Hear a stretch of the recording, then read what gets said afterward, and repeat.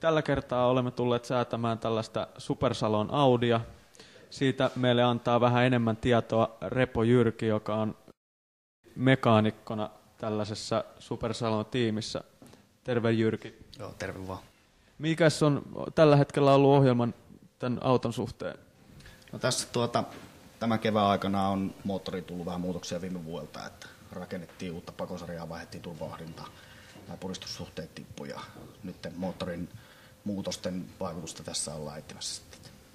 Testipenkissä ollaan lähinnä sen takia, että sitä on helppo räjäyttää tuommoinen moottori.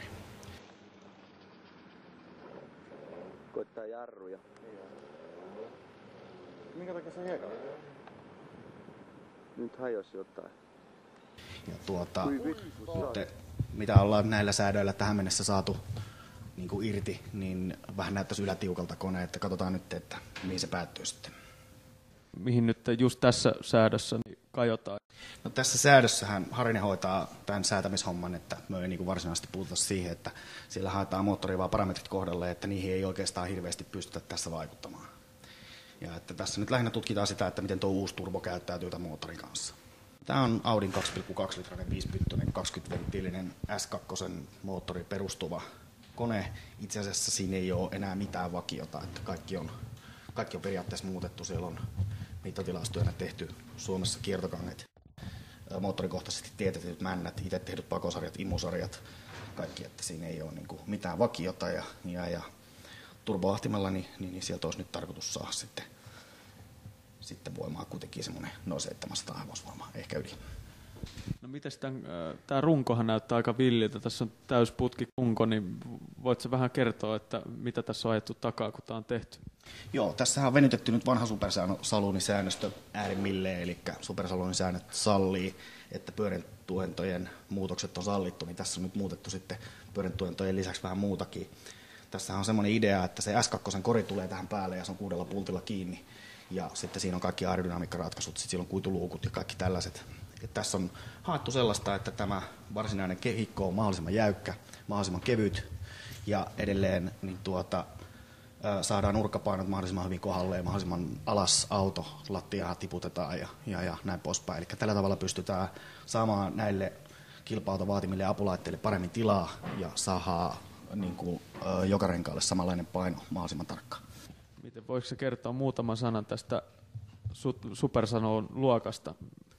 Joo, Supersalonihan on itse asiassa suomalaisen rata-autoilun harrasteluokkien kuninkuusluokka. Tarkoittaa sitä, että suurin osa autoista on itse rakenneltu ja että siinä on tällainen idea, että rakennetaan autot, harrastetaan tallissa ja näytetään tulokset radalla.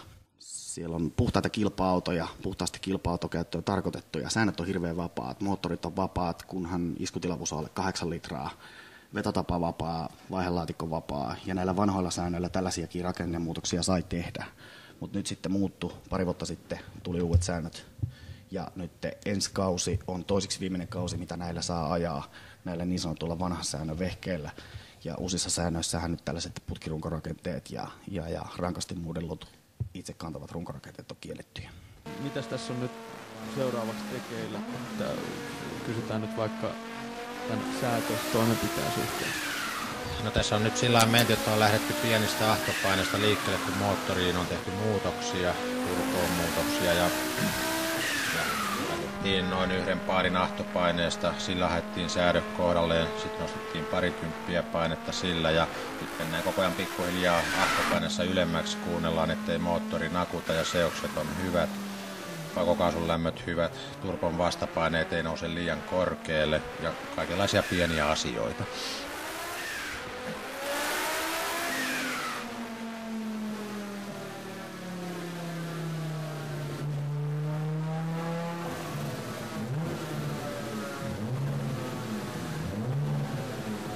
No Audissa päästiin aika lähelle sitä tavoitetta, mikä oli 700 hevosvoimaa oli tavoite ja sinne aika livi päästiinkin.